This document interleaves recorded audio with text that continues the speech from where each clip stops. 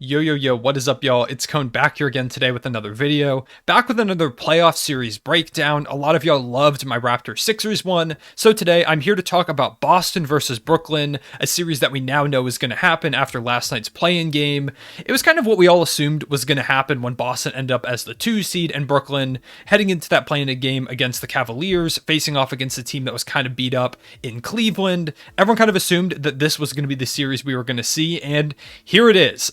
This is going to be an incredible series. So many narratives between Kyrie playing against Boston again. You've got kind of the Celtics being the hottest team in the NBA in the second half of the season. The Nets not being your typical 7 seed, dealing with a lot of injuries, trading James Harden for Ben Simmons halfway through the season. Will he come back? There's a lot of storylines to talk about, and this is one that I really think could go either way. I think that when you have the top end talent of Brooklyn, when the Celtics have such a great team, I think both of these teams could come out of this series, and either one of them could make a run in the Eastern Conference. So I wanted to go ahead and break down kind of this series from both teams' perspectives, talk about what I'm looking for and what I'm interested in this series. So I'm going to go ahead and get into it. Please leave a like and subscribe if you do enjoy this video. I think I'm going to make one more of these about the Nuggets-Warriors series probably tomorrow. So if you do want to see that, make sure to subscribe. You don't want to miss out on that. And also let me know in the comment section below if you'd like to see any other series before the playoffs hit us on Saturday. So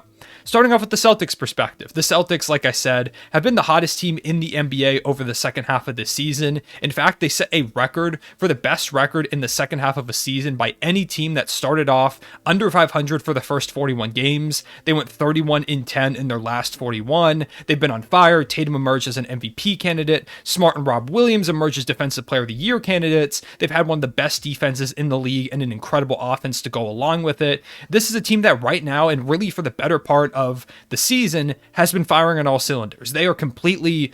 It's so hard to beat them. They've only lost 10 games in the last few months. It's incredible the turnaround that they've had. And so heading into this series, it makes sense why they are the favorites, not just because they're the 2 seed, but because they've been on fire and they've got so much talent. Jason Tatum, I think, is a future MVP. Jaylen Brown is one of the better two-way guards in the league. You've got, of course, Marcus Smart. Al Horford's been really solid defensively. Grant Williams has been a sniper from 3. They're just a great team. They have a couple great individual players, of course, in Tatum and Brown, but really more so as a team. This is a great team-oriented basketball team, which is something that's kind of new for the Boston Celtics over the past few seasons.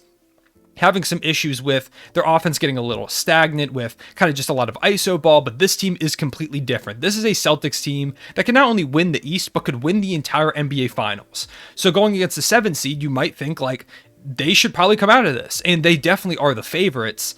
But Brooklyn's going to be tough, especially when you consider the loss of Robert Williams. I think that if Rob Williams was playing, this would be a much quicker series than it's going to be now. Without Robert Williams, things get a lot dicier for the Celtics. Rob has been their anchor down low, a guy who's super athletic, quick, and he really plays an integral role in a lot of their defensive schemes. There's a lot of times where Robert Williams will kind of shade over to the corner a little bit rather than staying down low, kind of creating opportunities to come over and get blocks, just kind of continue to linger around the paint and be that rim protector that they desperately need. He really is the anchor down low for them. His athleticism allows him to switch on the perimeter better than most centers can. His length, his wingspan is ridiculous. His vertical letting him catch up to shots, chase down blocks, things like that. His playmaking out of the high post, everything that he does, great rebounding. He is so integral to that team. He is such a big X factor, and not having him is going to be huge, especially against a Brooklyn team whose big weakness is big man play.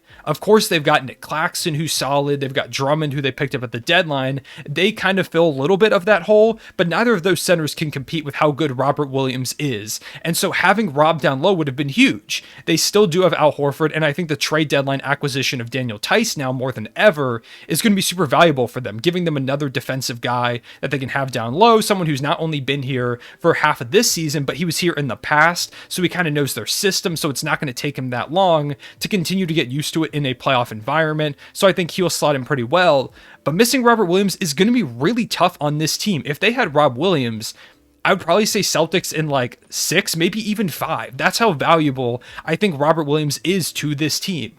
not having him is going to be huge, and I think that's going to be probably the biggest challenge for Ime Udoka in his first ever playoff series as a head coach, which is another thing we do need to consider. How is he going to adjust without Rob Williams, and how is he going to stop KD and Kyrie Irving? That's the biggest question mark. The role players for the Nets, there are some solid ones. Of course, you've got Seth Curry, Bruce Brown's been great since the All-Star break, Drummond's been solid for them too, Patty Mills. But really, it is KD and Kyrie. They are mostly that team. And so how do you slow them down? Without having Robert Williams, you can't deter them from the paint as much as you could otherwise. So they're probably going to have more lanes to the basket. They're going to be attacking more. How do you deter them from that? And then while also deterring them from attacking the basket, how do you prevent two guys who KD can kind of just shoot over you on the perimeter? And Kyrie has shown, especially recently, that if he heats up from three, he's one of the hardest players in the league to guard on the perimeter. So how do you stop him? Of course, you do have Marcus Smart, who is a defensive player of the year candidate, maybe even a winner based on how votes are kind of tallying out right now. He's probably going to finish top three. He's been phenomenal his whole career, but really this season, he's been that perimeter anchor for this team. So can he keep up with those two guys? I'm sure he's going to get some switches on KD. How does he fare in those matchups? Jason Tatum has also been a great defender this season, of course, alongside Jaylen Brown. This whole team really is made up of good defenders, and so I think they are a team that is really equipped to handle and deal with whatever Brooklyn throws at them. But with KD and Kyrie, sometimes even if you throw everything at them defensively, it's going to be hard to stop. So those are some of my questions for Boston. And then, of course, for Brooklyn, the big things are really Ben Simmons is the big X factor for Brooklyn. When does he come back? Does he come back in this series? And if they make it out of it, does he come back later? Of course, just focusing on this series, even if he does come back, it's going to be playoff intensity. Playoff basketball, as we've seen from these two play-in games, it is completely different. It is so much more physical. It's intense. There's a lot of like hustle plays and diving for loose balls. How involved and how ready is Ben Simmons going to be physically after not playing basketball for pretty much a whole calendar year? Like, it's not even been just like a few months or anything like that. He hasn't played since the playoffs last season with Philly against Atlanta in that Game 7. He hasn't played since then, so he hasn't played in game situations where he's going to know the scheme. He hasn't played basketball, period, especially in a playoff atmosphere, so he hasn't had time to ramp up from that, from just going from like warm-ups to actually playing playoff basketball. He hasn't built chemistry with his teammates. So even if he comes back, I don't know how much of a role he plays in this series. I do think just purely off of having his perimeter defense, it would be huge to stop Jason Tatum, who, like I said, has been one of the most prolific scorers in the NBA this season, especially after their midseason turnaround. He's unstoppable. When he gets on fire, he can drop 50, 60 points on you on pretty much any given night. And he did that last year against the Brooklyn Nets in the first round. He had a 50 bomb that got the Celtics a win. He's capable of doing that any night. And with a defense that's kind of shaky in Brooklyn, Ben Simmons would be huge, having just a guy that can switch whatever they want to. They could run him in a small ball center as well to make everything really switchable. I think that's something that could be valuable to them. But the question is, how much does he really impact this series if he does come back? And I don't even think he will. I really don't think Ben Simmons is going to come straight into a playoff atmosphere to play his first basketball in a year. It's just a lot. And then alongside with Ben Simmons' chemistry, what does the chemistry of the team look like? I mean, they've been playing well recently and they played great in the play-in, but like the Celtics have been this team that's come over a lot of adversity and they've been really a solid core the whole season. Kyrie, of course, missed a lot of home games with the whole vaccination issue. KD just came back from injury recently. Guys have been in and out of the lineup. So do they really have this chemistry, including a couple big pieces in Andre Drummond and Seth Curry coming in midway through the season? Do they have the chemistry to go up against a team that plays incredible team basketball in the Boston Celtics?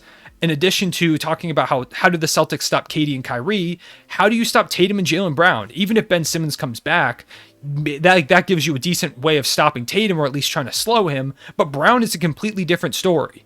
They don't really have any great guard defenders. They do have Bruce Brown, who's been really solid, but is he alone enough of a weapon to stop him? You don't have a great rim protector for a couple guys who are super explosive. How do you stop those guys? How does Steve Nash scheme to stop them without having a great rim protector to prevent them from just getting down low? KD has the height to really give Tatum some problems, but even so, they had him last year, and Tatum had a game with 50 points, and that was without Jaylen Brown. And then finally, how do your role players play? As I mentioned, the Celtics are such a good basketball team from top to bottom. They've got their two stars similar to the Nets, even if, the Nets have KD, who is definitely the best player in this series.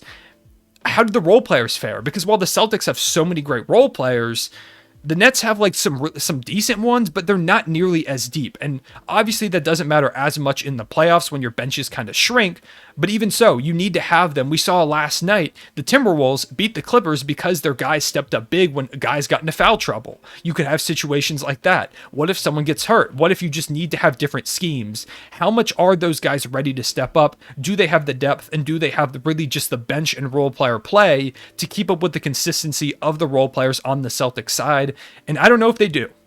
So all that being said, when it comes down to my prediction in this series, I think the Celtics are going to win. I don't think the Nets have enough chemistry. I think maybe next year when Ben Simmons gets healthy and they've got a full year of KD and Kyrie without the weird vaccination stuff and KD hopefully staying healthy, I think that could really change things. I think they need that extra year to build chemistry, get home court advantage, which is another thing I didn't even mention, the Celtics having home court advantage.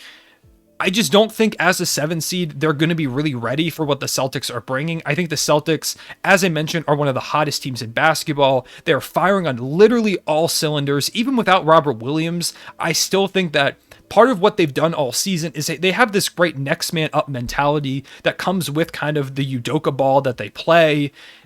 That's a term that my roommate says a lot as a Celtics fan, which it just kind of like feels like whoever is out, the next person steps up or someone else is ready to go. And I just don't think I can pick against this Boston team. I know KD is the best player in the series, but Tatum is the second best. I would say it probably goes KD, Tatum, Kyrie, Jaylen Brown. So it's very back and forth. But then the next like 3 or 4 players I would probably say are on Boston in terms of skill. You've got Marcus Smart. Al Horford, like I mentioned, has been great. Of course, there is like Seth Curry in there somewhere. Rob Williams, if he's able to come back, I don't think he'll be here for this series.